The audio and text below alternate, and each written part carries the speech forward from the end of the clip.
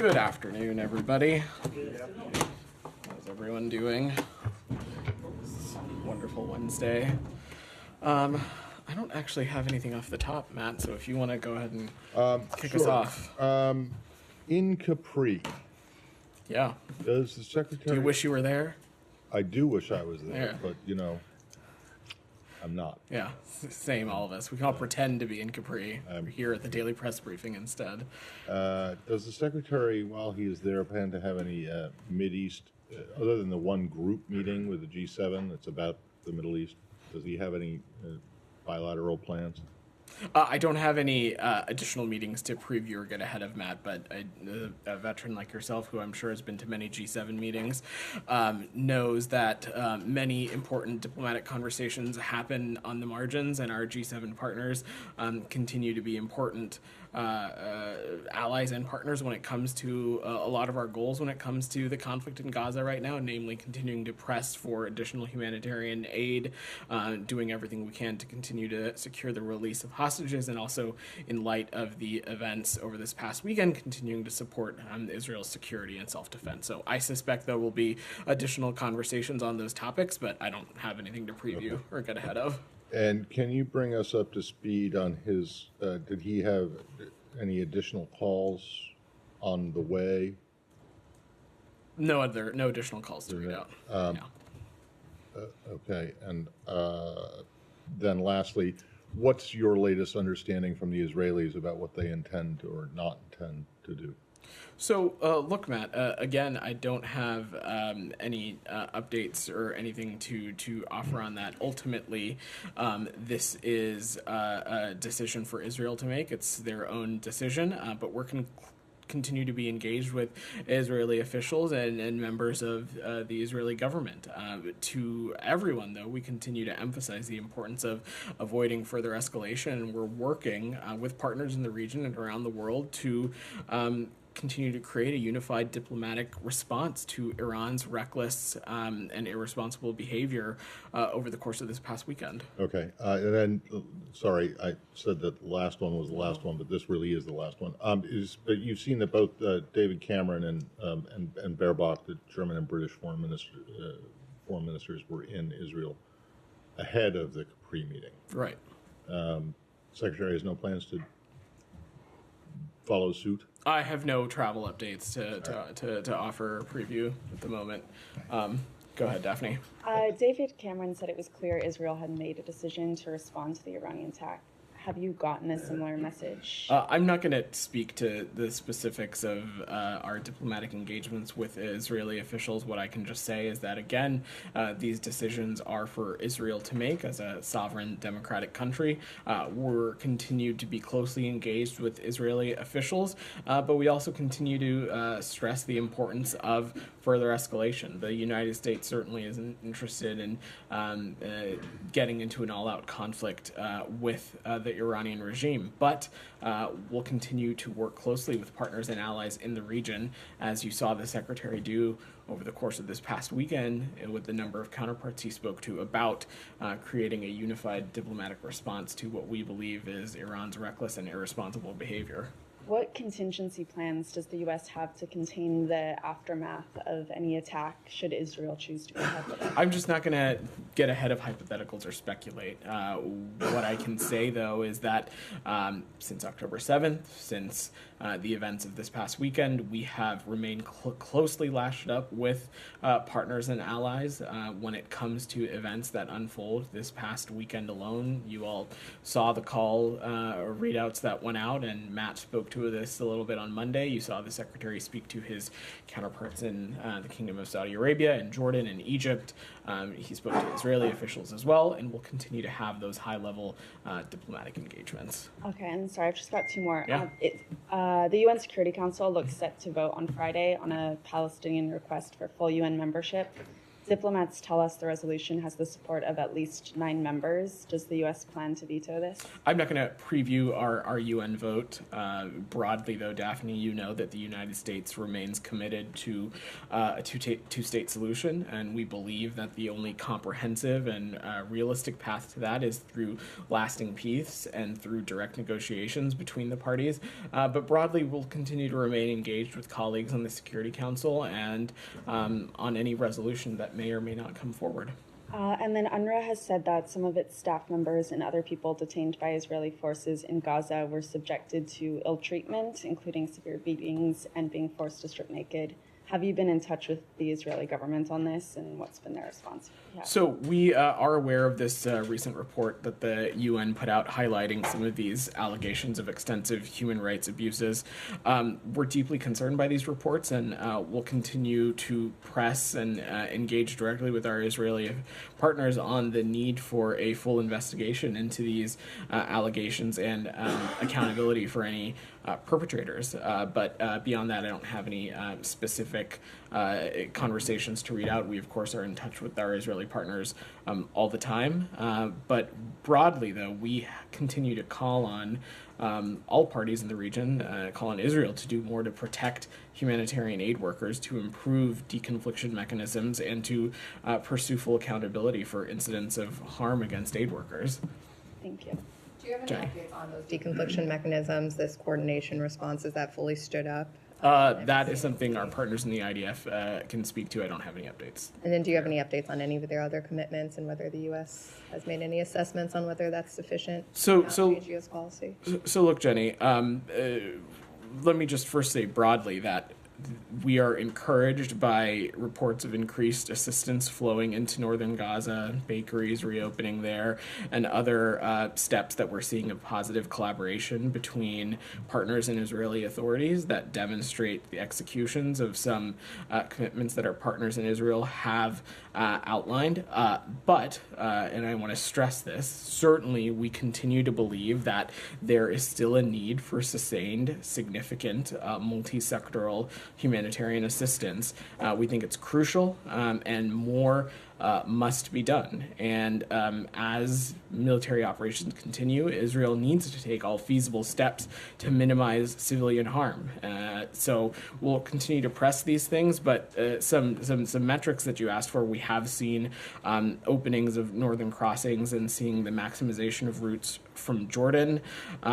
We have also seen Erez reopened on April 14th, which allowed a number of trucks entering daily. We expect some further enhancements there as well. But again, I want to stress that while these are positive steps in the right direction, more absolutely needs to be done. There is the humanitarian situation in Gaza is dire. And that is why we are continuing to pursue an approach when it comes to humanitarian aid that includes bolstering and supporting and continuing to push for additional land convoy movements. You saw earlier in March us conduct a number of airdrop operations. You've seen the Jordanians and others do similar things. And in the State of the Union, the president spoke about the maritime corridor as well. These are all things that we think need to be pursued aggressively given the dire situation, and we'll continue to do that. And any updates on Rafah? I don't have any updates on any conversations or anything. Go ahead. Vedant, just follow up on your statement earlier about your efforts to have a unified diplomatic response to Iran's attack between you, your partners and allies. Is this designed to negate the need for Israel to respond militarily, or regardless of that? So Israel is going to make its own decisions and its own determinations as a sovereign country, irregardless of what transpires in that department. We continue to believe that it is important to hold the Iranian regime accountable for what we think is reckless, malign, and destabilizing behavior. You saw National Security Advisor Sullivan speak a little bit to this yesterday, and so we'll continue to work directly through our systems, multilaterally, through forums like the G7 that Matt was alluding to, the UN and others, in ways that we will hold the Iranian regime accountable. Go ahead, Doug. Thank you, Vedant. On Thursday, April 11th, the State Department spokesman, Mr. Miller, said that Biden administration fully supports the rights of the Israeli people And for our audience, could you explain a disconnect between the Biden administration's words and behavior? How on one hand, that you could say you fully support the rights of the Israeli people, and on the other hand, not fully support the rights of the Israeli people to defend themselves as they see fit and have a follow-up. Do you have a specific example of how we are not encouraging them to defend themselves? Well, specifically about not allowing them, or the issue of a counterattack against Iran, and not allowing them to easily go into Rafah to take care of Hamas, delaying this. Israel could have been into Rafah a long time ago, so the audience really concerned about the disconnect about that they see, the Biden administration preventing Israel from going to Rafah for these operations. I'm going to interrupt you a little bit. I think you are, frankly, in a misleading way, conflating two very different issues. One, in the context of Israel defending itself against attacks from Iran. We believe that they have every right to do that, and they should. And you saw the United States underscore that commitment to Israel's security and its self-defense this past weekend. And that is a commitment we believe is unwavering and it is ironclad. And we will continue to feel and believe strongly in Israel's ability to defend itself, in its ability to feel secure in its region.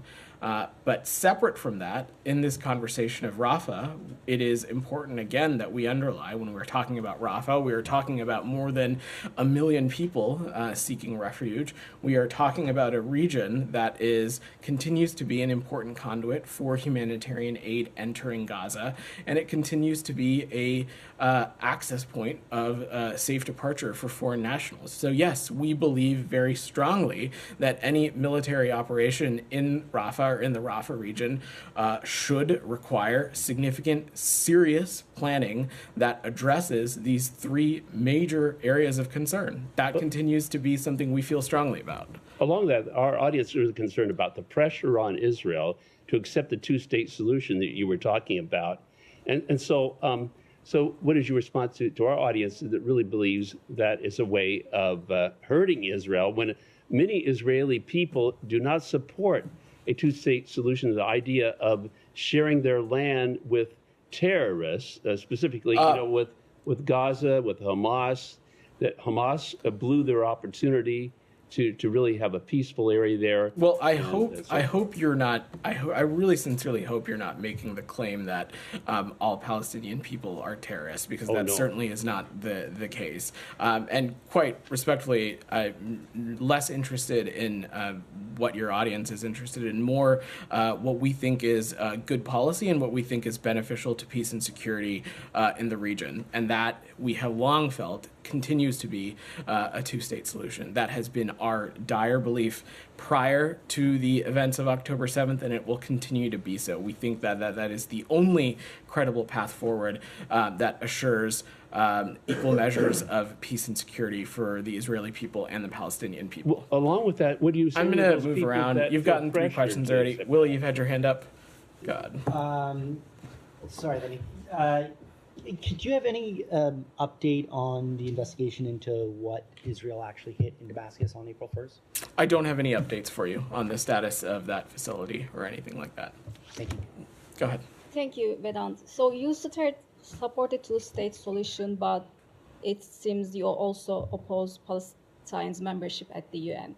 Do you think this is contradictory? I don't think these things are contradictory at all. Again, as it relates to the United Nations, I'm not going to preview our vote. And as I said, we're continuing to engage with our partners on the Security Council. We remain unwaveringly committed to a two-state solution and continue to feel that the only path forward is a comprehensive, lasting peace is going to be through direct negotiations between the parties. And that continues to be what we think is the best path forward. And when you say a two-state solution, is it like a Palestinian state based on 1967 borders with East Jerusalem as the capital? What is your understanding of the two-state solution? So I don't have a change in definition of how we have been talking about a two-state solution. We've been talking about this as a Palestinian state for the Palestinian people, and of course the state of Israel, with the boundaries bounded by 1967. I believe mutually agreed upon land swaps as well, with the status of Jerusalem being a final status negotiation issue. Just one more on Turkey. Yeah. Do you have any readout of On Turkey, you just said? Turkey, yeah. Any readout of Undersecretary John Bass's travel to Turkey? I don't, but I'm happy to check and see if we've got any additional information there. I know, just to say broadly, Turkey has been an important partner of ours in a number of key lines of efforts. Acting Undersecretary Bass, as you all know, used to be ambassador to Turkey, so he has a lot of deep and close relationships there, and have no doubt that he's engaging on some important issues, whether it relates to peace and stability in the Middle East, but also continuing to engage with our partners in Turkey on issues relating to NATO and Ukraine. Go ahead in the back. Yeah. Two questions. I have one on Haiti and one on. Can we stay on the region and I can try and come back to you? I have one for the West Bank as well. Go ahead. Yeah. I keep asking this question and trying to rephrase it in regards to the Palestinian Authority. Mm-hmm. Within the jurisdiction of Area A, does the Palestinian Authority or Palestinian law enforcement have the right to arrest settlers that are attacking Palestinian homes or Palestinians? That's a question I would better refer you to the PA and officials within COGAT. I don't want to get into the specifics of jurisdiction in that level of detail from up here. Go ahead, Jacob. Earlier today, Israel's COGAT published footage of what it said are contents of 700 trucks worth of humanitarian aid that is sitting on the Gaza side of Kerem Shalom crossing, waiting to be delivered. COGAT said it has scaled up its capabilities over the past several weeks, but that the UN has failed to deliver its job in delivering aid. Ambassador Satterfield said last week that the biggest obstacle at this point is UN and international agencies bringing more trucks into Gaza in order to distribute the aid. So where does this stand? The U.S. regularly does urge Israel to boost its aid efforts, but are you willing to call on the UN also to improve its capabilities to deliver this aid that's piling up on the Gaza side of the border? Look, broadly, the distribution of aid within Gaza continues to be something that we're working closely on with partners in the UN and partners in other additional humanitarian organizations. That's something we're going to continue to work with them closely on because it's a priority. I don't have any updates to offer on immediate steps that have been taken publicly, but we think that that's an important thing that needs to be addressed, and we'll work closely continuing with the UN. Go ahead. So related to that, yeah. Biden has ordered this pier, and it's going to be set up in the next couple of weeks. Is the State Department confident that you're going to find the aid groups willing to unload that gear and that those aid supplies and distribute it? I don't want to get ahead of the process here, but look, when it comes to the distribution of aid within Gaza, we have found partners who have been willing to engage, willing to play a role in the disseminating of that aid, particularly as Jacob was speaking to, making sure that that aid gets from places like warehouses to its endpoints within Gaza, and have no doubt that we will continue to be able to find partners to cooperate with when it comes to the maritime corridor. But I don't want to get ahead of this process. Michelle. Yeah. Do you have any comments on the escalation of fighting between Hezbollah and Israel, and do you expect this conflict to be broadened? We would hope and encourage not, Michelle. At every corner, we have stressed our strong desire and importance of making sure that this conflict isn't widened. We've made that clear to our partners in Israel and to other regional interlocutors, and we'll continue to do so. Go ahead, Alex. On the region or anything? Let me stay on the region before I move away. Sam, go ahead. Euromed Monitor, Human Rights Monitor, reports that Israel is using drones to lure residents and then shoot them. They explain the sounds of women screaming and babies crying were heard late at night on both Sunday and Monday. When some of the residents went out to investigate and tried to help, they were shot at by Israeli quadcopter drones. The sounds they heard were, in fact, recordings played by the Israeli drones with the intent of forcing the camp residents out into the streets where they could be easily targeted by snipers and other weaponry. I've not seen that report, Sam, so I'm not going to comment on it. But broadly, not relating to this particular circumstance at all, because again, I haven't seen the report and I'm not sure if it's accurate or verifiable. At every conversation that we have with our partners in Israel, we continue to stress the moral and strategic imperative that they have to work on deconfliction mechanisms and to ensure that civilian harm is minimized in every which way possible. And we'll continue to stress that every way we can. Will you look at this report?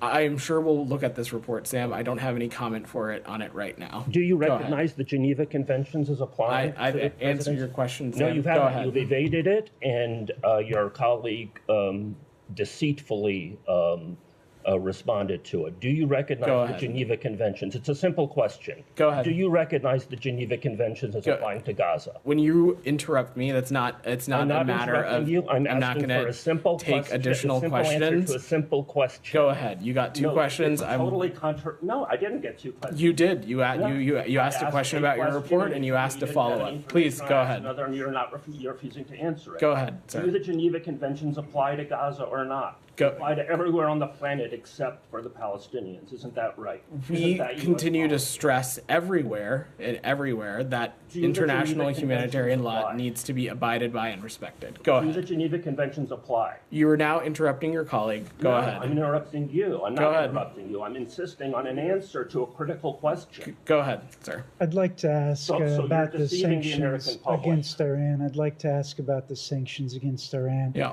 Just broadly speaking, what impact do you think they'll have? And then I'm just curious, given all of Iran's bad actions in the past, I was almost surprised that there was room left for any new sanctions. Why is there room left for more sanctions? So it's important to take a step back and talk about our sanctions and export controls on Iran in a little bit of a wider context going back to the onset of this administration. It's important to remember that we have not lifted a single sanction on Iran. Rather, we continue to increase pressure, and our extensive sanctions on Iran remain in place, and we continue to enforce them. And over the last 3 years, we have actually sanctioned over 600 individuals and entities connected to the full range of Iran's problematic and dangerous behavior, touching the areas of UAV and missile proliferation, terrorism, terrorist financing, and other forms of illicit trade and human rights abuses. But this is something that we are also going to continue to work closely with our allies and partners, including at the G7, on ways that we can continue to exert pressure on the Iranian regime. We believe that our sanctions are effective. They are a way to continue to isolate countries and to exert pressure on them as it relates to their behavior. And the impact on the new sanctions? Look, I'm not going to preview any additional actions from here, but we continue to believe that should there even additionally be new sanctions, that continues to be a lever at our disposal to continue to hold the Iranian regime accountable for its actions. So, Benon, it's just not true that you haven't lifted a single sanction on Iran. I went through this with Matt the other day. Shortly after this administration came into office, you did lift restrictions on sanctions on Iranian diplomats' travel inside when they go to the UN. I think your colleague was speaking about sanctions in the context of designating entities and individuals connected to the Iranian regime, not necessarily parameters that exist around diplomats in the United States. I take your point, Matt, but I think but it's not then true to say that you haven't lifted a single sanction on Iran, because you have.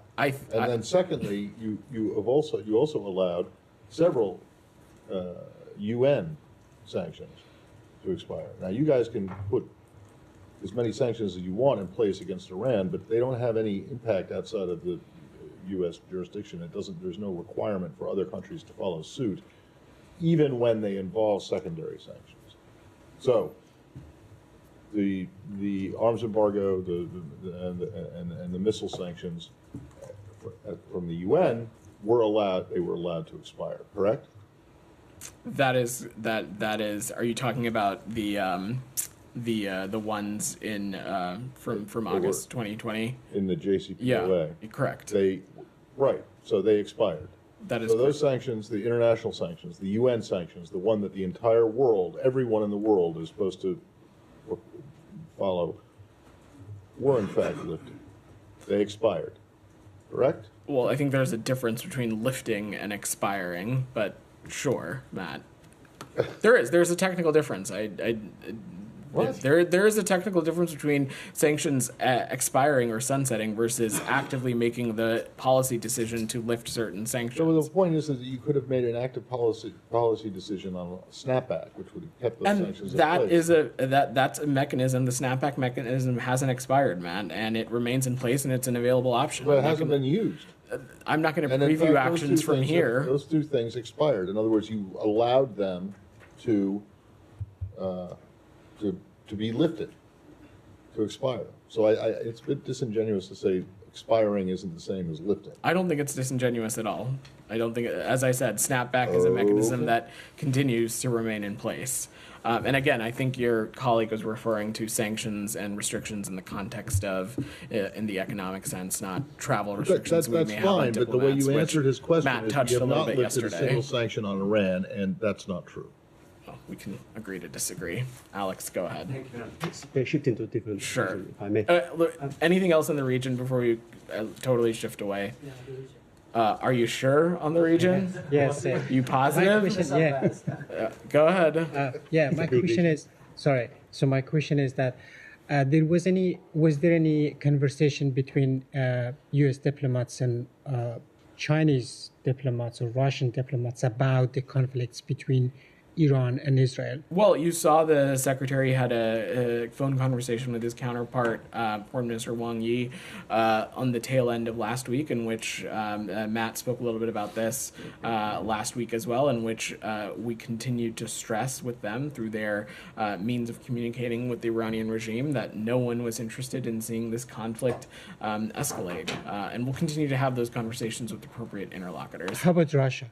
I don't have any conversations with that. Follow up, sorry. So there are reports, Wall Street Journal reported that the Iranian regime has evacuated their bases in Syria. So is there an indication that the Israeli government might attack some targets I don't have any Iran? I don't have any assessment to offer on what our partners in Israel may or may not do. Go ahead. Thanks for done. So Benjamin Netanyahu testified to the U.S. Congress in 2002. This is before we invaded Iraq. And he said, quote, "There is no question whatsoever that Saddam Hussein is seeking and is working and is advancing towards the development of nuclear weapons." He then went on to say he was hiding nuclear facilities underground. We now know this was a lie, one that many U.S. service members and innocent Iraqis paid the price for.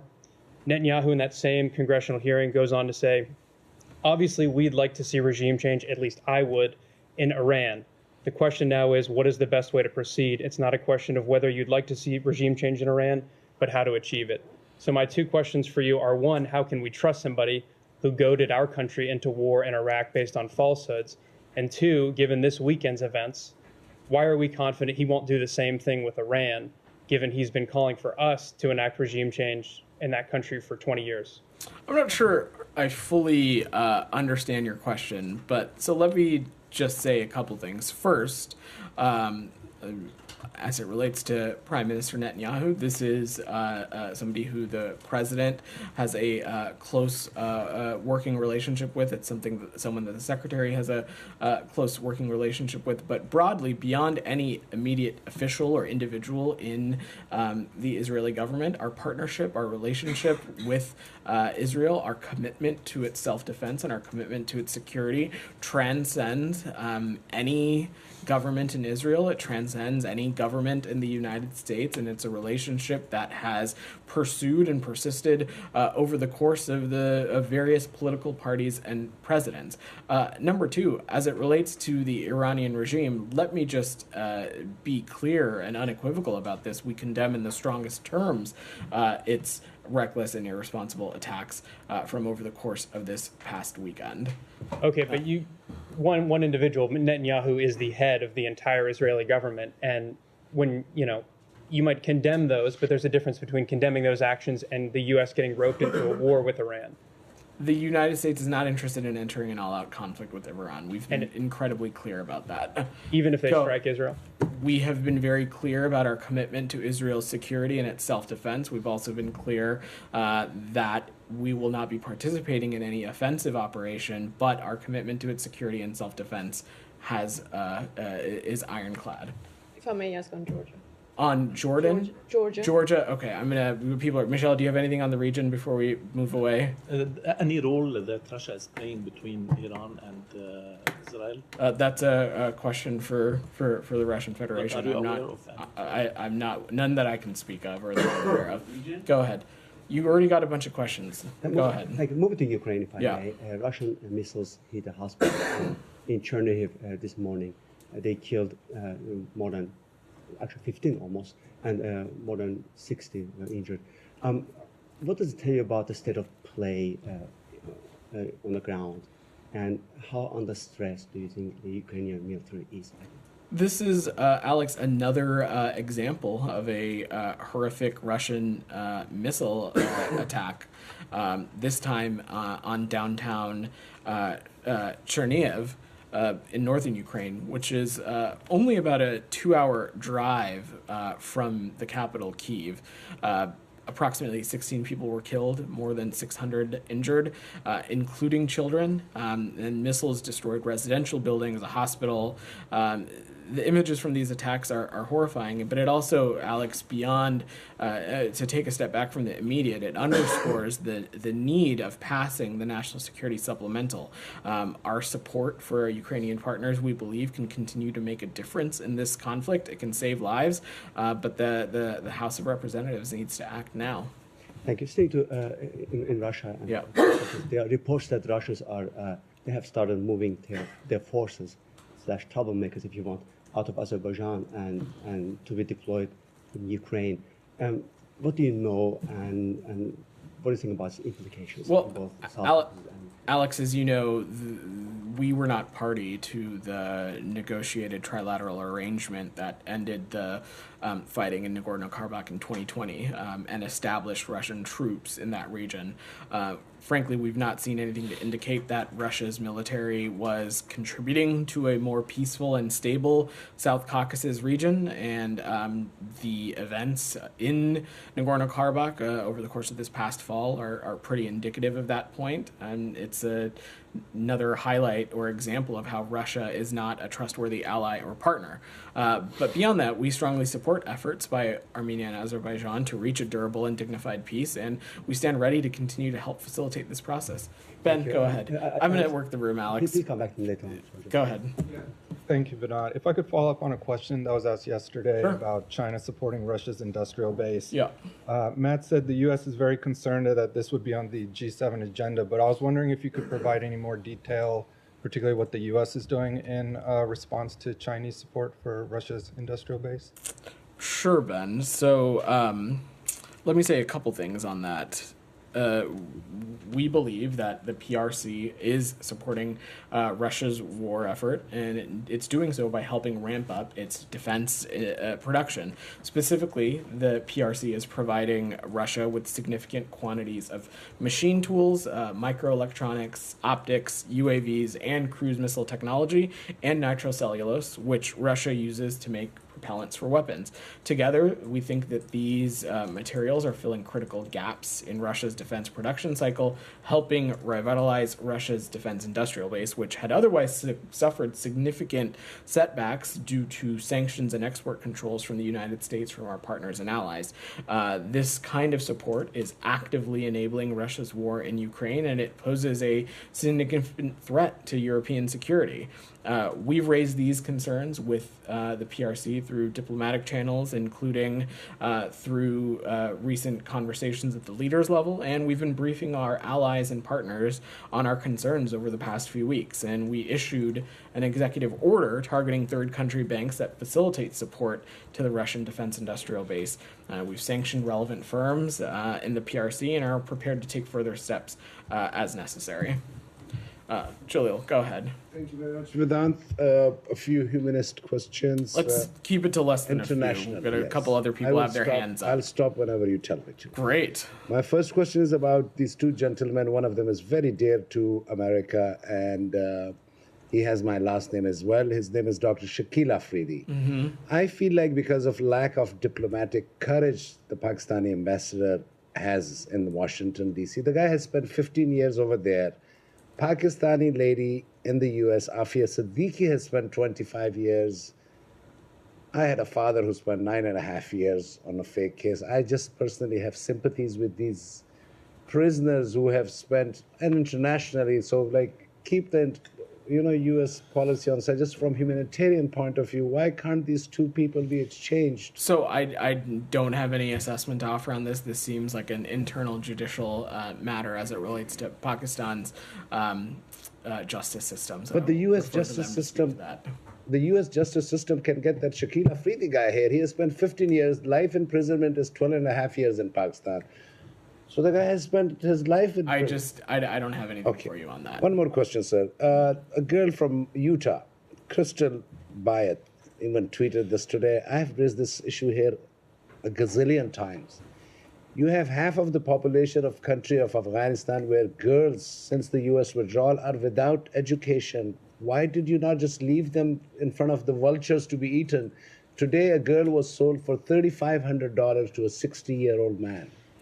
If the U.S. has taken, at least I know these steps cannot be stopped at the moment, but for future of girls, for the ones that are going to come in future, so what has the U.S. done in these last 3 years since its withdrawal? Equal rights for Afghan women and girls continues to be a key tenet of our Afghanistan policy, and we continue to reiterate regularly through relevant channels with the Taliban that their self-stated goal of legitimacy can only be achieved and will likely be impossible to achieve if half of their population is being left out of participating in its society, participating in its economy.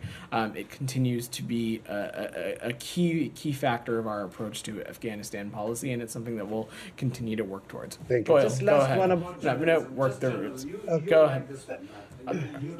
Go ahead. You like this one. Journalists become... Okay, if you ask a question, though, you do this like wind-up thing. Today, Time Magazine has a journalist, Palestinian journalist, as 100 more influential people.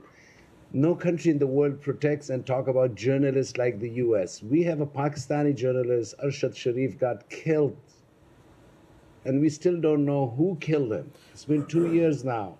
Can the U.S. and you personally take some interest in the case and at least let us finally know who killed the guy? So let me just say broadly that we believe strongly that journalism is integral to our society, and journalists do important work, and especially in active conflict zones, every step possible needs to be taken for them to be protected. But I don't have much else on that circumstance that you laid out. Daphne, you had your hand up. Go ahead. Thank you. So we've seen on social media that the U.S. Embassy received a letter from Chad's government requesting troop withdrawal. Can you confirm this? The U.S. Embassy in Chad, I'm happy to check on that. I've not seen that since I came out, but we're happy to check with the team and see if there's anything to offer on that. Okay, and sorry.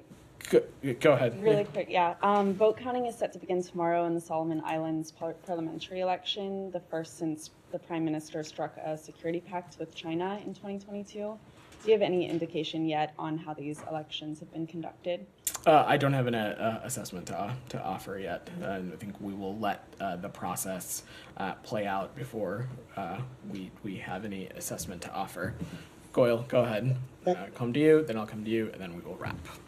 Go ahead, Goyle. Two questions, please. Different two questions. One, as far as the United Nations are concerned, does U.S. or the Secretary have a faith and trust in the UN? Because recently, Mr. Elon Musk said that there is no meaning of having UN without India's permanent seat on the United Nations Security Council.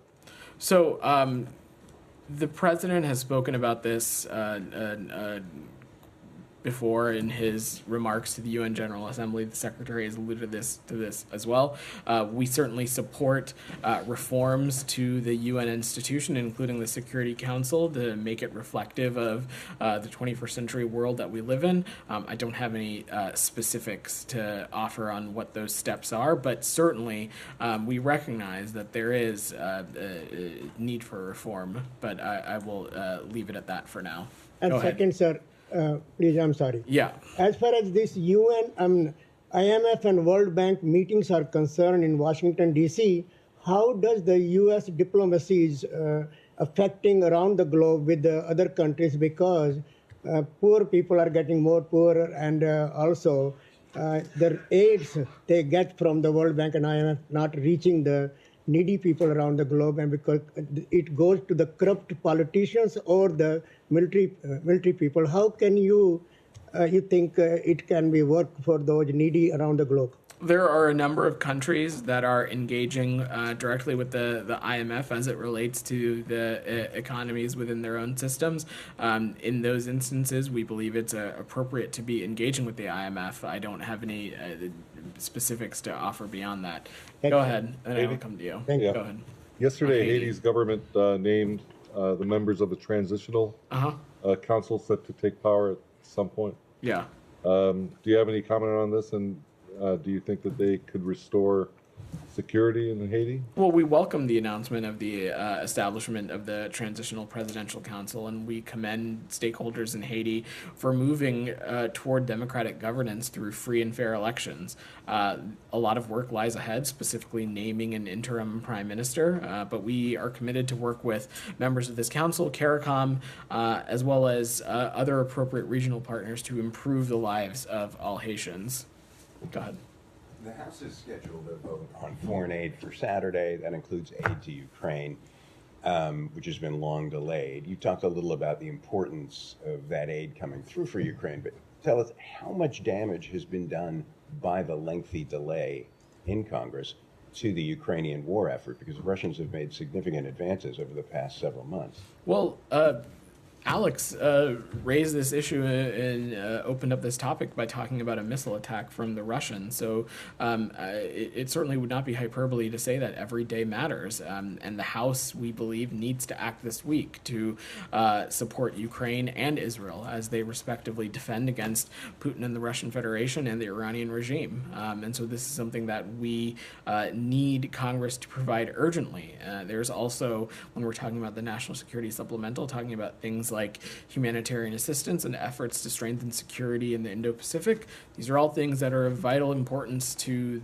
our foreign policy and the national security interests of the American people. You had a question on Georgia. Go ahead. We witnessed a horrific violence in Georgia yesterday by the riot police against peaceful protesters, journalists, and opposition leaders. Today, another protest is taking place against the Russian law, and there is an expectation that police will and government will use force again. What message do you have for Georgia and to Georgian people? You're speaking about the protests around the draft law? Yeah.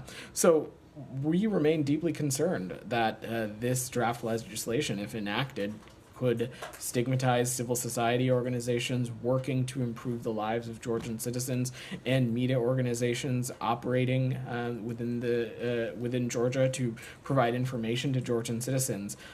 We think that civil society, journalism, media organizations are cornerstones to any democratic society, and we urge the Georgian government to heed warnings that this bill is not in line with the European Union's norms and values, and it certainly would negatively impact Georgia's progress on its EU path.